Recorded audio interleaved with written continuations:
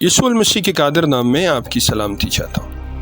ہم نے ایک سیریز کا آغاز کیا ہے جس کا نام ہے گاڈ، سائنس اینڈ کریشن، خدا، سائنس اور تخلیق۔ آج ہم آگے بڑھتے ہیں اور آج ہم سیکھتے ہیں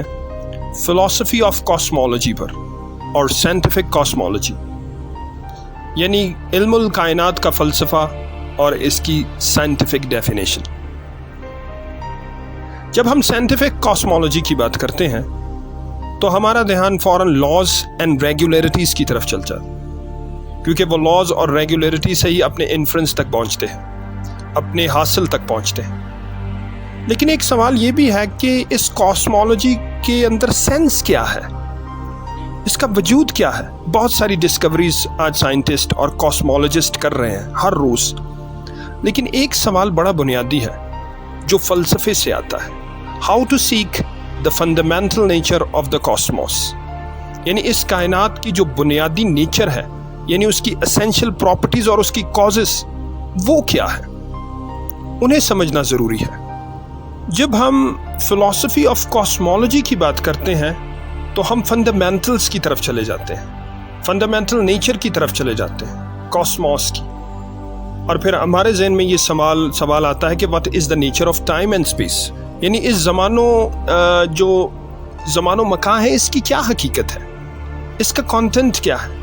اور what is there in space and time, اور اس زمان و مکان کے اندر ہے کیا۔ اور ہمارے ذہن میں پہلی چیز آتی ہے میٹر۔ تو پھر یہ سوال پیدا ہوتا ہے کہ واٹ از میٹر، یعنی مادہ کیا ہے، اور میٹر کنسسٹ وہ کرتا ہے سم پارٹیکلز پہ، جسے ہم پروٹون، نیوٹرون، نیوٹرونوس اور الیکٹرونز کہتے ہیں۔ پھر یہ سوال آتا ہے کہ یہ سب کا کیا ہے، یہ سب کہاں سے آئے ہیں، ان کا کیا وجود ہے۔ اور اگر ہم فزکس پر غور کریں تو وہ ایک certain kind of excitations of fields کی بات کرتا ہے، یعنی دوسرے لفظوں میں وہ بیسک تھنگس کہتا ہے کہ ایگزسٹ کرتی ہے فیلڈز، اور اسے ہی وہ بیسک آبجیکٹ کہتا ہے کوانٹم میکینکس کے اندر، اور کوانٹم میکینکس کے اندر ہم اسے کوانٹم میکینیکل ویوز فنکشن کہتے ہیں۔ اور ایک اور فزکس کے اندر یہ نظریہ موجود ہے، خیال موجود ہے کہ اس ٹائم اینڈ اسپیس، یعنی زمان و مکان کو جس چیز نے آکیوپائی کیا وہ سٹف ہے، اور وہ سٹف کیا ہے، لاز ہیں جو گورن کر رہے ہیں، ڈیولپ کر رہے ہیں، ڈسکرائب کر رہے ہیں کچھ پیٹرنز کو، کچھ ریگولیرٹیز کو۔ لیکن جب ہم پیٹرنز کی بات کرتے ہیں، جب ریگولیرٹیز کی بات کرتے ہیں، تو ہمارے ذہن میں ایک سوال آتا ہے کہ اس کا ڈیزائن، اگر پیٹرنز کے اندر کچھ ڈیزائنز موجود ہیں تو وہ پھر ڈیزائنر کون ہے، اس کو بنانے والا کون ہے، اور ریگولیرٹیز کو ریگولیٹر اس کا کون ہے جو ان فارمولاز کو، ان پرنسپلز کو ریگولیٹ کر رہا ہے، اور پھر ہم ان ریگولیشن کے بعد ایک خاص اور سرٹن انفرنس، یعنی آنسر تک، اس کے حاصل تک پہنچتے ہیں۔ اس کا جواب نہ تو فلسفے نے بنیادی طور پر ٹھیک طریقے سے دیا ہے، اور نہ ہی سائنٹیفک تھیوری یا سائنٹیفک سرکل کے اندر آپ کو ملتا ہے، کیونکہ جب ہم ایک نظریے پر غور کرتے ہیں، پروٹون، الیکٹرونز پر اور نیوٹرونز پر، تو ایک فیلڈ ہے۔ اگر ہم کہیں کہ فیلڈ ہی اس کی ڈیفینیشن ہے، اور دوسرے نظریے کے اندر کہ لاز اینڈ ریگولیرٹیز اور پیٹرنز اور فارمولاز یہی اس کی ایگزیکٹ ڈیفینیشن ہے، تو ہم کبھی بھی نیچر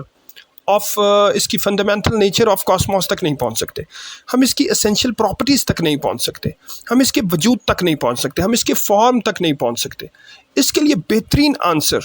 تھیولوجی کے پاس ہے، اور تھیولوجیکل ویو جو ہے وہ اس کا بہترین آنسر ہے کہ اس کی فنڈامنٹل نیچر آف کاسموس کیا ہے۔ اس کی fundamental nature of cosmos Lagos ہے،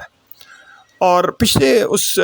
ہم نے ایپیسوڈ کے اندر بھی بات کی تھی کہ وہی اس کی اسینشیل پراپرٹیز ہے کریشن کی، اسی میں سب چیزیں تخلیق کی گئی ہیں۔ اور ہم اگر بائبل کی